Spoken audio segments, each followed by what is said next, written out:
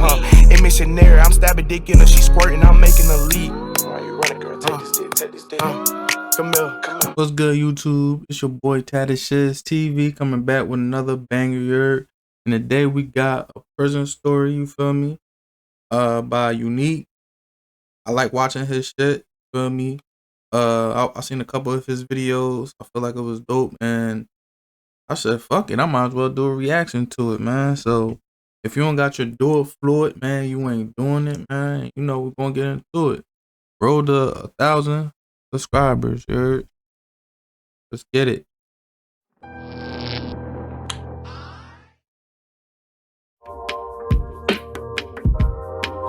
Get his book out now.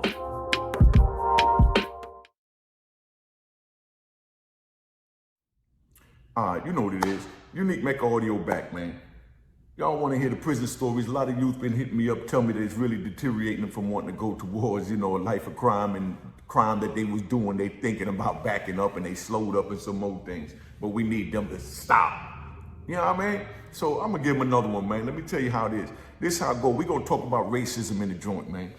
When you go in the joint, racism is promoted from the highest level of the administration all the way down to the inmates. You know what I mean? And let me break down the difference between an inmate and a convict. An inmate does what he's told to do, and a convict does what he want to do. You understand what I'm saying? An inmate is someone that got arrested for breaking the law. A convict is someone that continuously break the law. You understand what I'm saying? And got locked up for doing it. You know what I mean? But anyway, so they push the racism when you go in there for the toppest level. Let me just take you out there to Atwater, California. I'm gonna give you a story about Atwater. I'm in Atwater in cell 128 upstairs overlooking the TV right in front of my cell. You know what I mean? I just bought this cell. Yeah, you gotta buy cells in there if you want a nice single cell plus. So, you know what I mean? You spend your money, with your stamps, that's the currency. So you might spend 20 books, 20 books is $100, it's $5 a book back then. You know what I mean? So you go buy a cell. So I buy a cell that's right in front of this TV. So I get me a universal remote. I'm ready to do my thing and all that. So now at night, when we lock in, you know what I mean? Nobody can get to the TV, but I'm right in front of the TV and I got the remote. So I'm changing the channel. Click, click. I'm doing me. You know what I mean? So the next morning when I come out, you know what I mean? The Indian dude telling me that, that's an Indian TV. I don't know if that's you with the remote or not, but somebody was turning our TV with the remote. You know what I mean? So I said, yeah, end of the day, you know what I mean? I'm from the East Coast, man. I'm from New York. That's considered as a government TV to me. It's after 10 o'clock. Y'all couldn't get to it. You understand what I'm saying? And, so it's like, yeah, but that's our TV. I said, all right, well, we're going to work it out when the doors closed, being that I got the remote. You know what I mean? Y'all holler through the vent what you want to put it on. When y'all done watching what y'all watching, you holler through the vent. Let me know when you're done. Then I'll go ahead and watch mine, and I'll play by these politic rules over here in California. So now we got that. Yeah, so he gotta play by, what they doing with rules over there and shit, he from New York. He gotta play by their rules. That's crazy, man. That's crazy. All set up. But then now a big fight jump off in another unit. You understand what I'm saying? So they come, and the Indians that was in my block, you know what I mean? Native Americans, as they call them, to be proper, not disrespect anybody. I'm just calling them Indians, that's what we call them. But they're Native Americans, you know what I mean? Because we respect everybody over here, Unique Mecca Audio. So the Indians is out there, and the ones in my unit get into it. And now when they get in it, there's no more Indians in the block, but the TV right in front of my cell. You understand what I'm saying? So now to show you how the administration promote racism, what they do is they go get some other Indians from another unit to bring them over there to take what they call the Indian cells, because every group have a certain amount of cells that they had to fight for. You know what I mean? You got the Chicago cell, you got the GD cell, you got the Crips cell, you got the Blood cell, you got the Serrano cell, you got the Boy Brother cell, you got, you know what I mean? You got the Nathaniel cell. Everybody got their own cell, but no, Nathaniel's is not allowed on that yard. You know what I mean? The administration don't put nobody there because every time they go there, they get with Serrano, something go on, so they got to keep them separated. So that's all a part of the racism that I'm talking about, how they promote it on the inside.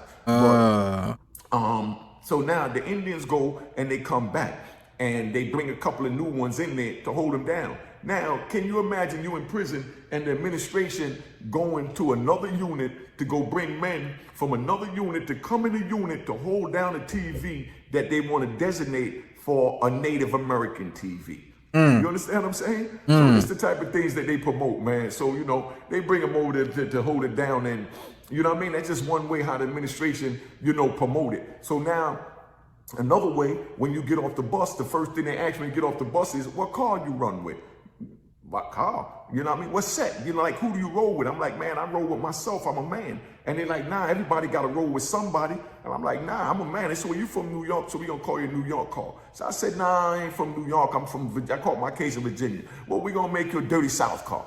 You understand what I'm saying? I'm like, nah, they like, okay, so they just trying to find somewhere to put me. Now, the purpose of finding somewhere to put you in a car is because if something happens on the compound, let's say with the Virginia dudes, they're gonna lock up everybody from Virginia. They don't have to lock up all the blacks, you know what I mean? Or go lock down the whole jail. If Virginia get into it, you know, amongst themselves, they lock up all the Virginia dudes. If Virginia get into it with, let's say, the GDs, they go lock up the GDs and they lock up the Virginia dudes. But that's how they know who to lock up. So now they're not gonna go touch the New York dudes or the Chicago dudes, you know what I mean? Or you know, the Tennessee dudes. All they want is the Virginia dudes and the GDs. So that's how they separate it so they can keep it intact. So whenever you go in there, they always want to put you with something. So they use racism as a means of their control and them limiting the race, the groups. Because if you put all the blacks together and something happened, they couldn't lock, the shoe is not big enough to lock up everybody. You understand what I'm saying? It's not big enough to lock up everybody in there. You understand what I'm saying? All the blacks. So that's why they separate them by having you identify who and what you run with and represent. So if something happened with who or what you run with, you know what I mean? That represents them locking you up as a part of that. Even if you say you don't claim that, but you're always with them, that set, or, you know, that clique or whatever label you want to put on it. If something happened, that's the first thing they're going to do. They're going to run and they're going to come and they're going to lock you up. You know what I mean? Just because you're affiliated with them. But they figure it's easier to do that. Man, that's crazy. Makes sense. Man, that's crazy. Like, damn. I could be cool with the dude, you feel me? I could be cool with some blood niggas and shit. And then if they get into some shit, they gonna lock me up too. And I had nothing to do with it. I could been over here in my cell chilling and shit. That's wild. Than to sit there and lock up, you know what I mean, all the blacks. You know what I mean? Just get them from whatever geographical location, whatever set they claiming, whatever gang they claiming. We just lock up the blacks from that gang if that gang get in it or whatever. So, you know, that's how they deal with the racism, man. But now I'm gonna give you a little story. I'm in Lee County. This about 2003, 2004. I'm in Lee County, and there's a white boy there that come there, you know, like I said, no disrespect to the white boy, we'll call them Europeans. So there's a European dude there, you know what I mean? Okay. And he's all wild, and he running around with his shirt off, he's working out, he's taking pictures with all the dudes, he's smoking with them, drinking with them. I mean, he's the man, everybody liking him, and he's getting along real good with everybody. You understand what I'm saying? And it's this one dude I was in ADX with, you know what I mean? ADX Supermax, a little white dude from Tennessee. I ain't even gonna say his name, you know what I mean? Because he always low key. But it's a little older white dude that I was in ADX with from Tennessee. So he would never get in the pictures with this dude. You know what I mean? He said something just ain't right about him because he's making too much noise. You understand what I'm saying? To be right. When a nigga loud like that, something going on. You understand what I'm saying? That he's trying to hide, so he's making.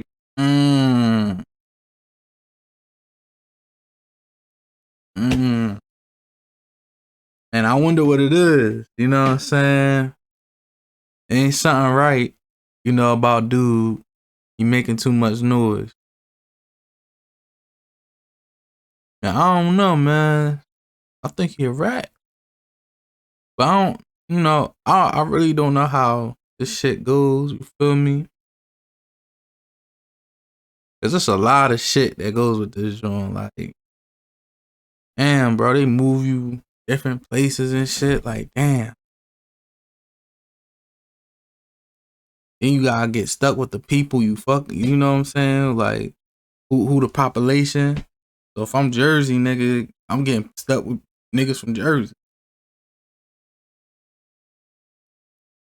I'd rather be in that bitch with people, you feel me? Look, man, we from Jersey. We got to together. got to together. Noise to shield whatever it is that he's doing. You understand what I'm saying? Pay attention to the psychological, mentality of how we have to think in the joint. So my man, he said, nah, I ain't gonna. That's what I'm paying attention to, like how he thinks. So there's something about him that he making all these, he doing extra shit. There's something about that. You know what I'm saying? We used to call him T. So the T, the older white dude, he wouldn't take no pictures with him or nothing. So now they used to always take group pictures every week. Everybody go take pictures. The DC car, the New York car, the G. So is this the picture? I don't know if that's the D car, the blood car, the Serrano car, the G27. Everybody go out there. I think they're just regular pictures. Line up their sweatsuit and go take pictures. So now they take the pictures with all the white dudes and they sent it back to Leavenworth. So now when it gets to Leavenworth, somebody from Leavenworth wrote back and said that, yo, the dude in that picture, you know what I mean? He ain't right. He been, he been having sex with a black dude when he was over here in Leavenworth and had a relationship with this black dude.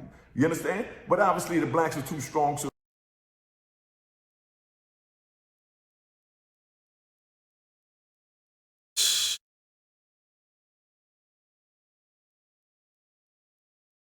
what the fuck? the white boys didn't do nothing about him with it at Leavenworth. But the prison system is so small that traveled to follow him. You know what I mean? So they sent the letter back saying it. So it was a big argument on the yard over, if he was gay or wasn't gay, if he was with a black dude or wasn't with a black dude. But you know what I mean? This is a letter, and they had what they call a meeting. Whenever something happened in the prison, they have a meeting where you call your car to the yard and everybody got a voice. Of course, you got one that's the stronger voice. Like I said, like with the New York car, we always had, if Lou Sims is on a compound, that's Lynch Mob, AKA, you know what I mean? If Lou Sims on a compound, you know what I mean? They'll call a meeting in the yard. They'll go out there and Lou will be the mediator and they'll say, everybody say what happened, how they feel about it. And then we come together, a collective unit, make a decision, and then Lou will make the final decision. You understand what I'm saying? And 9 times out of 10, you know what I mean? Whatever he say is gonna go. But anyway, so we dealing with the white boys though. So they had their little thing out there like that. And they final decision was, man, he might be mistaken. He's saying it wasn't him, this and that. So here it is, 2 months, it died down because this dude done fit in so good, was wilding, was loud, and he blended in. You know what I mean? So now here it is 2 months later, and a dude from Leavenworth come. So when the dude from Leavenworth come, he tell them, yo, that dude was there with me on the compound and he was in a homosexual relationship with a nigga. And I've seen him with the nigga. You understand what I'm saying? They used to eat together, sit together, walk together, caused a lot of problems on the yard with our car because it made everybody look at us like we were soft because there's this white boy mixed having sex with this black dude. Like they don't care if he has sex with another white dude, but now he going outside the race. So that's like degrading, like I told you about my man, Big Tank yesterday. You know what I mean? The other day. That was having sex with the white boy that called himself Princess Leah, and the white boys had to put in work. You know what I mean? Same type of scenario, different yard. But this is what I had to live with for 26 years anywhere you go. So now when he come and he says that this dude, the wild young boy that was wild that they accusing of being gay, he got a nice little strength of people around him. So now he's bucking it, saying that he wasn't gay. But the other ones that, So he had sex with this black dude and he moved to another, prison and shit.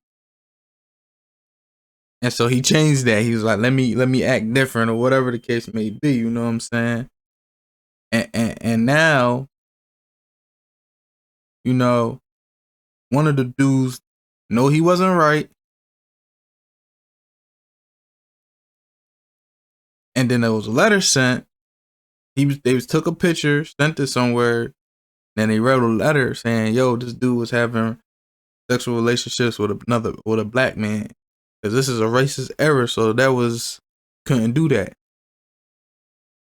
Now, one of the people came to the yard, come to that prison in the yard, saying, "Yo, he was with the." That's crazy. believe the dude that they got the word from in the kite. You understand what I'm saying? Because he's a reputable dude that was in Leavenworth. So the stronger man is like, nah, he's and he got a big enough population. He's more popular that he can, and he don't know what he talking about, and he can say anything. Yo, he lying, bro.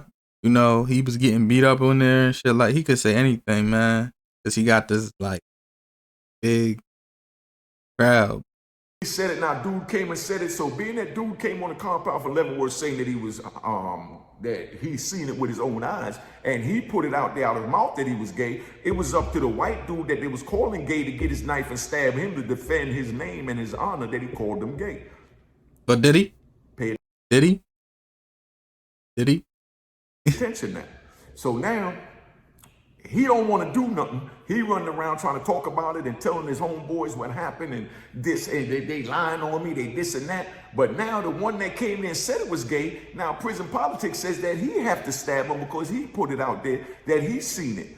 You understand what I'm saying? So now he runs up on them and they in the yard, and the two groups is there. The thorough dudes and then the other dudes, they just gravitated to this dude that was trying to hold him down. So the dude that come from Leavenworth, he rolls up on him and he pulls his knife out and he gets to, fighting with the dude, and then all the other white boys getting in there fighting, and then it's a big fight in the yard because they defending this dude that's accused of being homosexual because that's their man and they believe him and he ain't no homosexual. But when they get done fighting and all this and the smoke cleared, like 15 white boys got stabbed up. Damn. You understand what I'm saying?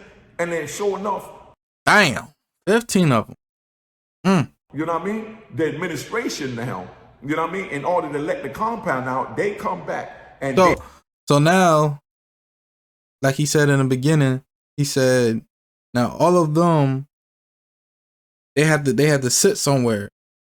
So whatever they go by, whatever gang these, they was in, or whatever they was from, they gotta go in that unit.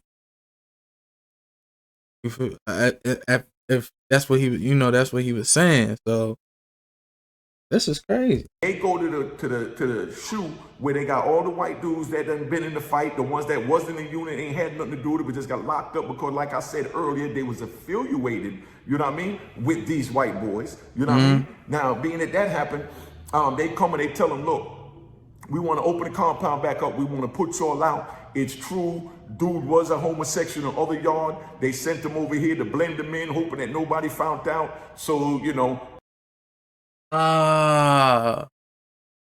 So, all right. So, dude was a homosexual. He liked the men. He was dating a black man. And back then, it was racist. Couldn't be in a relationship with no black man. A woman couldn't be in a relationship with a white woman couldn't be in a relationship with a black man. So, racist, and know that. So they sent them to another, and then he tried to switch his persona. You know what I'm saying? So yeah, okay. Yeah, that. You're fighting for homosexuals, so you might as well leave that alone. Let us open our compound back up and put both of y'all out. You were defending a homosexual. You know what I mean? So, of course, y'all wondering, well, why didn't the administration say that earlier to prevent all this? They didn't say that because they ain't had no way to put them, and they trying to hide the homosexuals and the hot dudes and things like that to let them blend in amongst men, because they're trying to turn the whole joint into one big, rat homosexual, no disrespect. You know what I mean? Prison system, because so many people from the street is going in there that's bisexual and whatever they want to call it, bi-curious and whatever names that they put on it, that they know that this is the norm in the world, so they had to try and find somewhere to infiltrate them amongst the men that's within the prison. You understand what I'm saying? So they told them that they was fighting for homosexual and all that, so they opened it up, let it back out. So now when they all come back out, and they out there, as soon as they open up the thing, and then they decide to open the yard to let everybody go to the yard. Of course, the third dudes went and stabbed up all the dudes that was holding down the homosexual dude. You know what I mean? So they ran all of them off because now they looked at it like, you holding down a homosexual, you a homosexual. Damn. And that was back in the day. That shit was serious.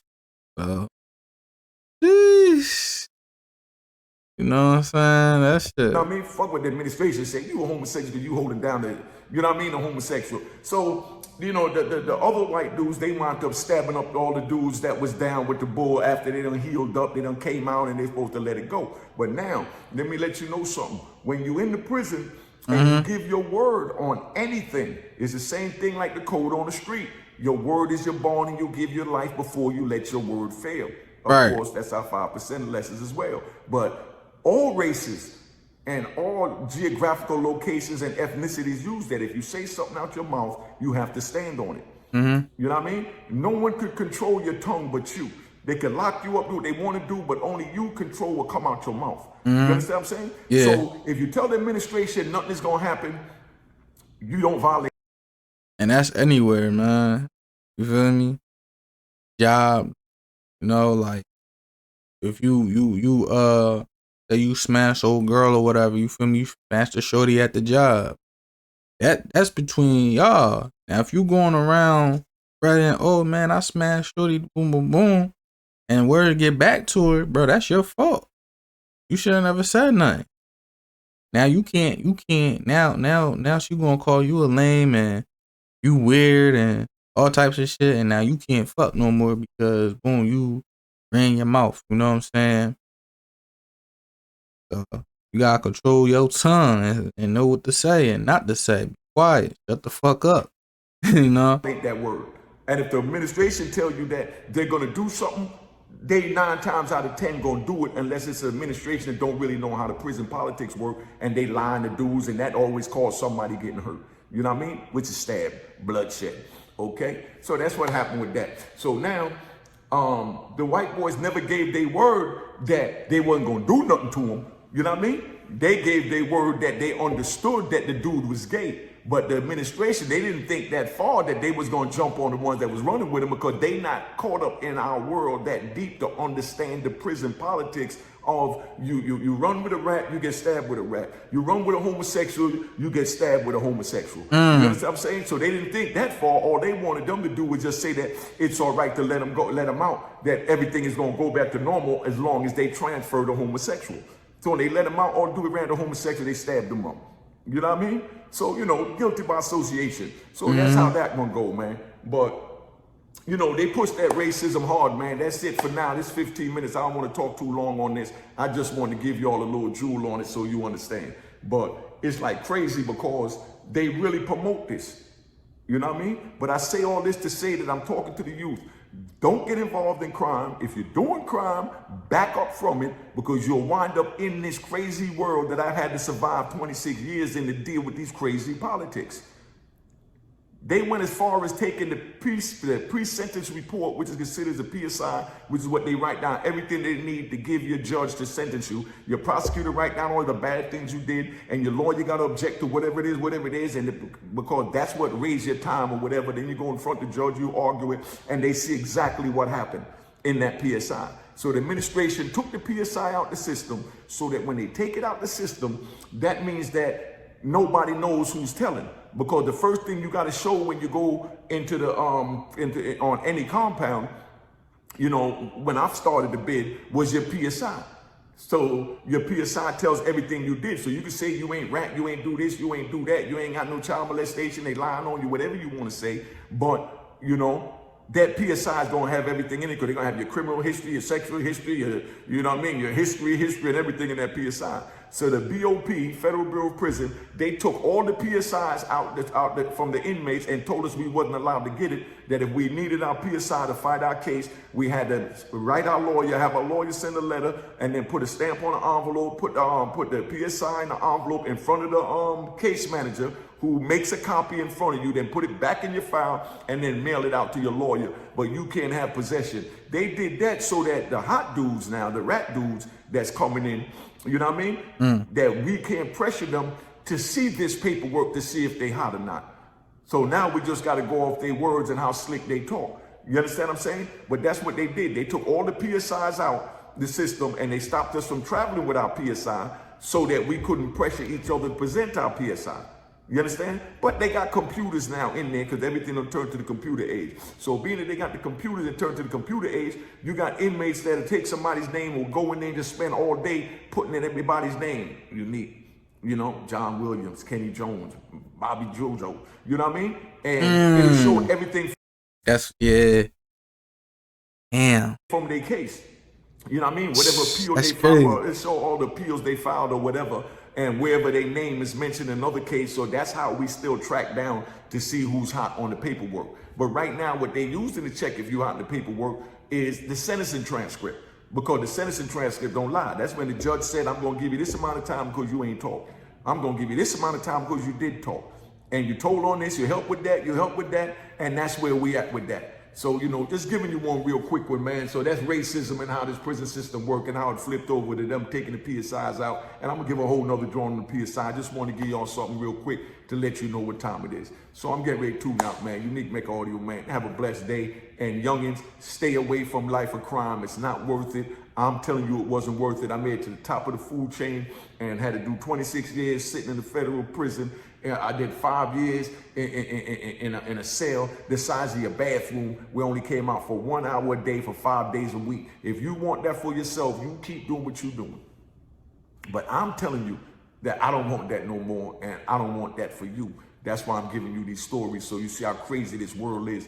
You know what I mean? You heard the one about the dude that went out to Atwater with me from West Virginia, clean-cut white boy. The next thing you know, he got his head cut off and all of that. Tattoos all on his head because he had to affiliate with something.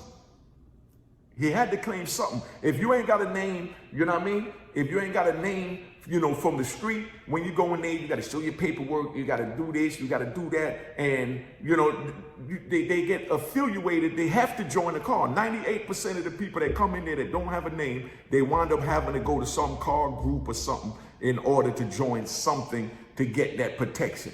You understand what I'm saying? Because we know strength rather than numbers. I'm out. All right? So God bless you. Stay away from crime. Don't get involved in it. And know these stories is just for educational purpose, motivational purpose, and to prevent you from going down the wrong path so you don't wind up having to go through what I went through because nobody told me not to, you know, what was going on. So I didn't know not to do it. I thought it was sweet. I could handle it, da-da-da-da. But when I went in all these rules and shit, it's, oh my God, let me get up out of here. Cheers, cheers, the crime, the crime, the crime, the crime, the crime.